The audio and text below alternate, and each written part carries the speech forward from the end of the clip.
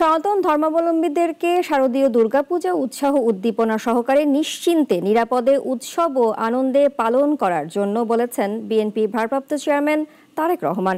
আর এই উৎসবকে ঘিরে ফ্যাসিবাদের আমলের মতো কেউ যেন নিরাপত্তা বিঘ্নিত করার মতো অপচেষ্টা করতে না পারে, সেজন্য আইন শৃঙ্খলা বাহিনীকে সতর্ক থাকার আহ্বান জানান তিনি।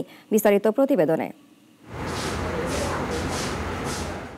সনাতন ধর্মাবলম্বীদের সবচেয়ে বড় উৎসব শারদীয় দুর্গাপূজা। সারা দেশে নানা উৎসাহ আর উদ্দীপনায় পালিত হচ্ছে এই উৎসব।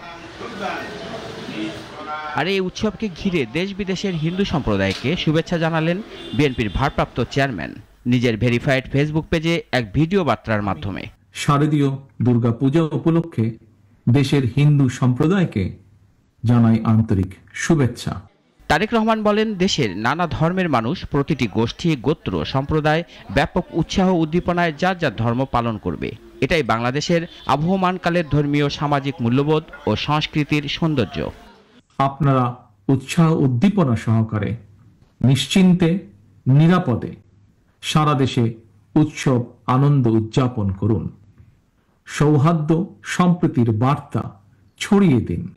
উৎসবে যাতে কোনো ধরনের নিরাপত্তা বিঘ্নিত না হয়, আইন শৃঙ্খলা বাহিনীকে সেদিকে নজর রাখার তাগিদ দেন বিএনপির হাইকমান্ড। শারদীয় উৎসবকে ঘিরে ফ্যাসিবাদী শাসন আমলের মতন কেউ যেন কোন রকম সাম্প্রদায়িক পরিস্থিতি কিংবা নিরাপত্তা বিঘ্নিত হওয়ার মতন কোনো অপচেষ্টা করতে না পারে, সে ব্যাপারে সতর্ক এবং সজাগ থাকার জন্য আমি দেশের আইন শৃঙ্খলা রক্ষাকারী বাহিনীর প্রতি আহ্বান জানাই। ধর্ম যার যার, রাষ্ট্র সবার। ধর্ম যার যার, নিরাপত্তা পাবার অধিকার সবার। বিএনপি এটাই বিশ্বাস করে বলেও জানান তারেক রহমান। রাশেদুল কাদির, নাগরিক, ঢাকা।